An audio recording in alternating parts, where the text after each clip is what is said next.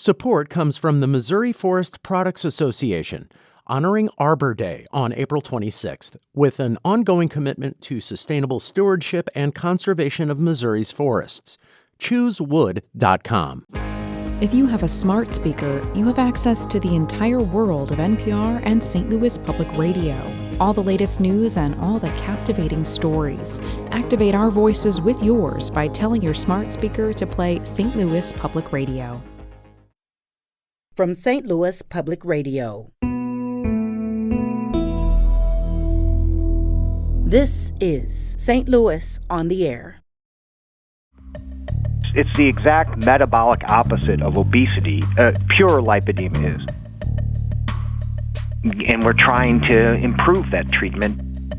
We're looking for people to help us study it and learn how to get better. Even though it is a medical procedure, they only want to cover it as with a cosmetic code, and it's very disheartening. I'm Sarah Fensky.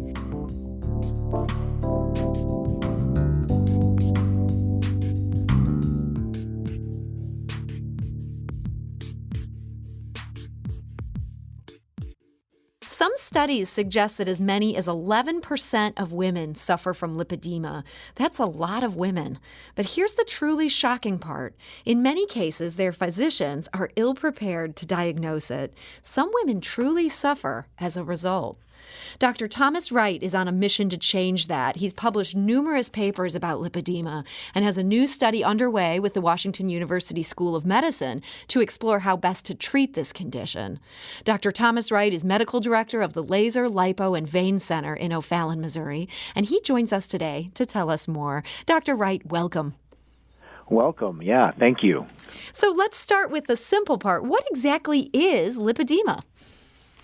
So lipedema is a fat and connective tissue disorder that causes disproportionate accumulation of fat under the skin on the legs and arms, limbs of ladies.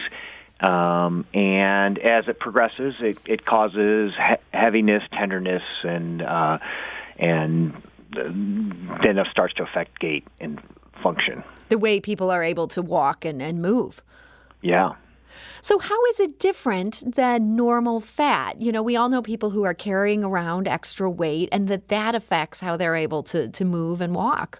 This is different. Yeah. So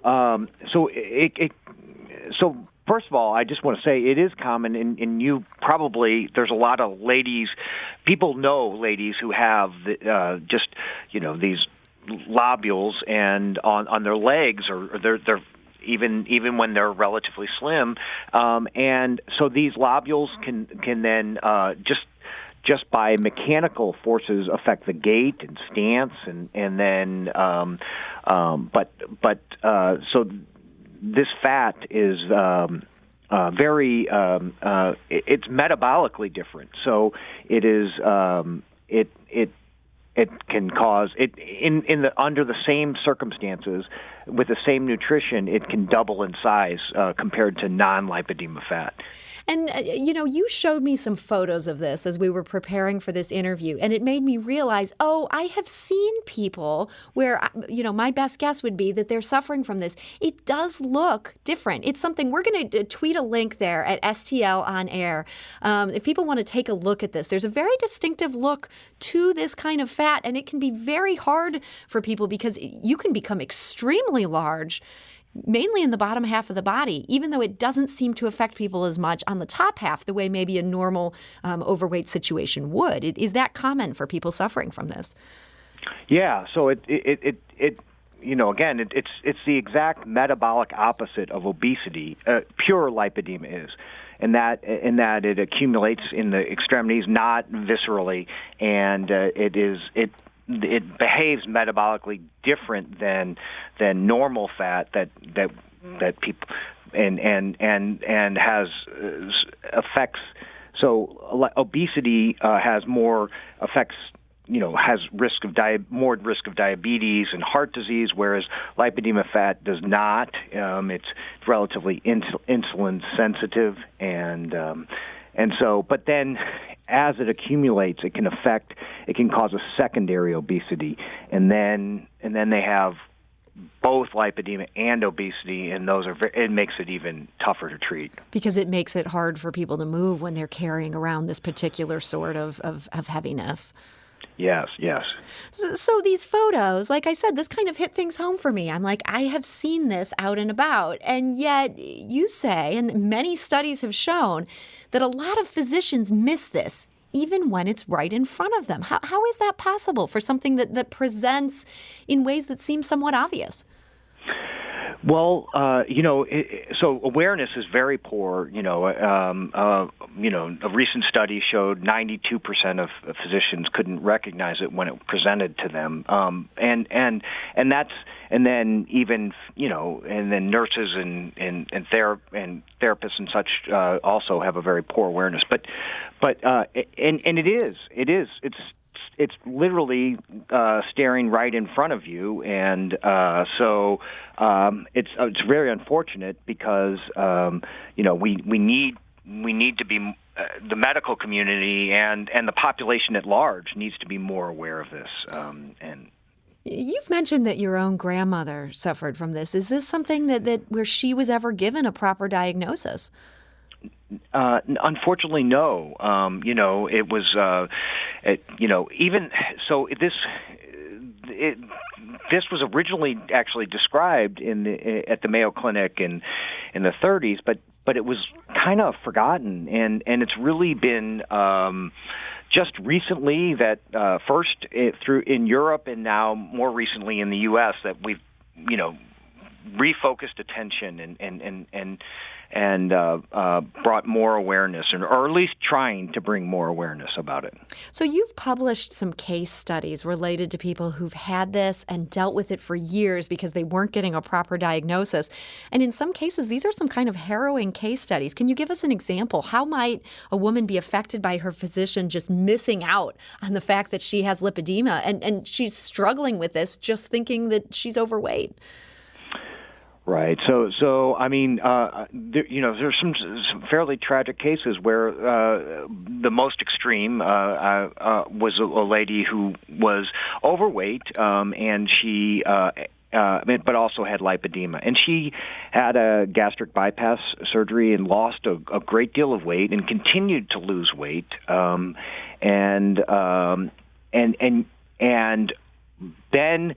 She became malnourished, and because she had the lipedema with the large, which in this lipedema fat is relatively resistant to weight loss, then she continued to have large legs and arms, and her malnutrition really wasn't recognized. And so, because they saw these large arms and legs and didn't appreciate that she could also be malnourished, and now she became very weak and actually needed to be hospitalized just to receive IV nutrition. Which is very unfortunate, but she did, eventually recover. They eventually figured this out. Dr. Wright, hearing this, I can't help but wonder if part of the fact that this was almost forgotten about after the Mayo Clinic discovered it is related to the fact that sometimes the medical community doesn't really see overweight people, and they don't really see women. Because the physicians there don't necessarily relate to that on a personal level. Do you feel like that's maybe part of the problem with this? I do actually, and I think that they, too much. I mean, too much of the medical community, because weight is such a touchy subject and a difficult subject. It's very complex, but the research in this lipedema is actually, kind of helping us better understand that, for example, the fat, as I mentioned a little bit earlier, the fat in lipedema is metabolically different, and so it's not always X calories in and Y calories expended doesn't always equate to a certain number of fat cells, and so this is so when we talk about so these women will often present and say, I diet, I am a good eater, and yet they still have large legs and arms, and I think they have been, sadly, not appreciated, or not even not taken at their word. So we've been talking a lot about the problem here, and we're talking today to Dr. Thomas Wright, who's the medical director of the Laser, Lipo, and Vein Center in O'Fallon, Missouri. But Dr. Wright, you're also here to talk about some solutions. There is some change happening on this. As you mentioned, the U.S. finally has standard of care guidelines for this disease. You were part of the group that helped publish those. So are there ways we can treat it once it's properly diagnosed, ways to help people so they don't have to deal with this? Right. So there is no cure, but we can treat it effectively, and the treatment consists of compression. Diet is a crucial part of that, and we do recommend a balanced low carb diet but compression and all these things are helpful. Those are the main. That's the compression, the diet, and lifestyle changes. Often lymphedema therapy. Those are the mainstays of the non-surgical, and then we are treating this surgically as well. People can have it removed. Yeah. So the standards of care are now out there. They've been published. Are insurance companies on board for this and willing to pay for the people who truly need an intervention, whether that's surgery or whether that's the lymphatic care that you were talking about? Unfortunately, the standard care guidelines just published in the last year, and they have created policies, but they are the insurance companies are paying very poorly, or they now have some coverage, but they are not. They have a lot of hurdles, and then even when you go through their hurdles, they are not. They're not wanting to cover it very well. I'm sure people will be shocked to learn that insurance companies may be a problem with this. Is it that in some ways they want to treat this as just cosmetic versus understanding the huge impact it has on mobility? Oh, very much. And they even though it is a medical procedure, they only want to cover it as with a cosmetic code, and it's very disheartening. Yes. The frustration is real, and we see it every day. So one thing that you're working on with this, in addition to just trying to raise awareness about this condition, letting other physicians know what's right in front of them, you also have a study underway now at WashU Medical School. This is with funding from the Lipedema Foundation. What is that looking at specifically? So I'm very excited about this study because this is, and I just want to say the principal investigator is Dr. Sam Klein and then Vincenzo Cifarelli at WashU School of Nutrition, and we are enrolling people now to look at the effect of diet and weight loss on lipedema and body composition. And it's a very sophisticated study where we're doing MRIs and DEXA scans to show body composition and looking at the metabolism in terms of with like sensitive insulin clamps and looking at insulin sensitivity and the tissue biology, and then we're having them lose some weight, and then we re-study their body composition and their adipose tissue and their insulin sensitivity. And so what are you hoping will come out of this study? I know it's still underway at this point. It may be too early to say. Well, I think it will help us really appreciate. I mean, we know as I was saying, it is somewhat resistant. The lipedema fat is somewhat resistant to weight loss. I mean, that's part of the original diagnosis, but we'll better understand how and how much it is resistant to weight loss, and we'll also understand, the tissue biology. So there's the tissue has increased fibrous. The fat tissue has increased fibrousness and inflammatory cells, and we're going to get a better understanding of what makes this fat different. Yeah. So we got a question from a listener. This is Dr.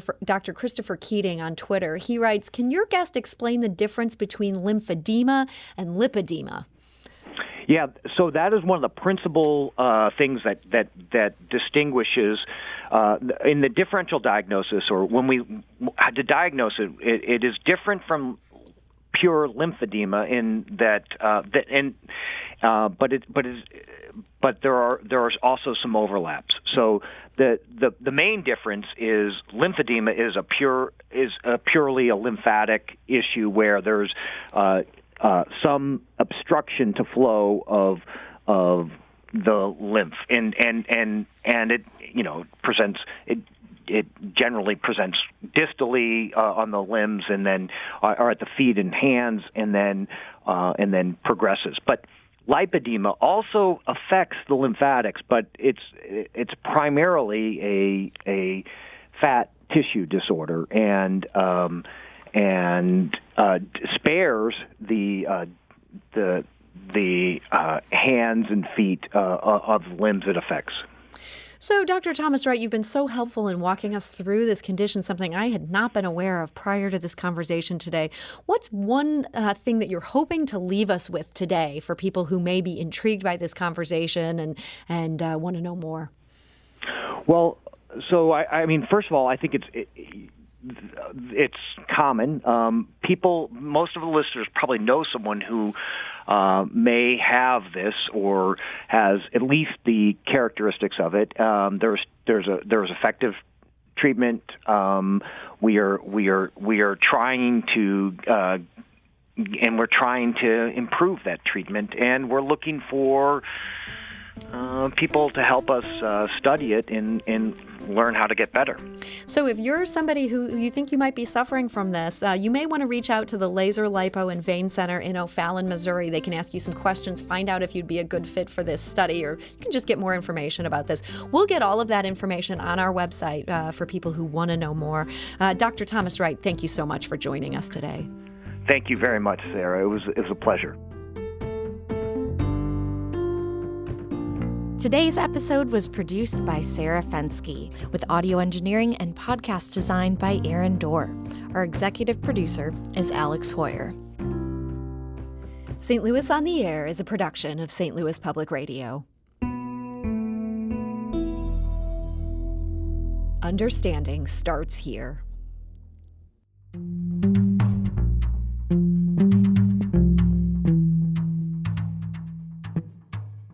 Do you find yourself regularly listening to episodes of St. Louis on the Air?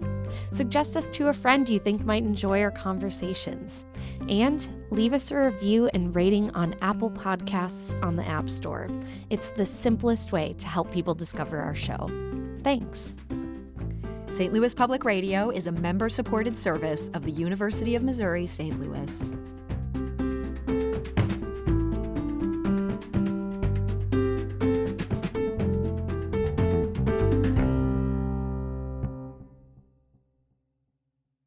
Support comes from the Missouri Forest Products Association, honoring Arbor Day on April 26th, with an ongoing commitment to sustainable stewardship and conservation of Missouri's forests.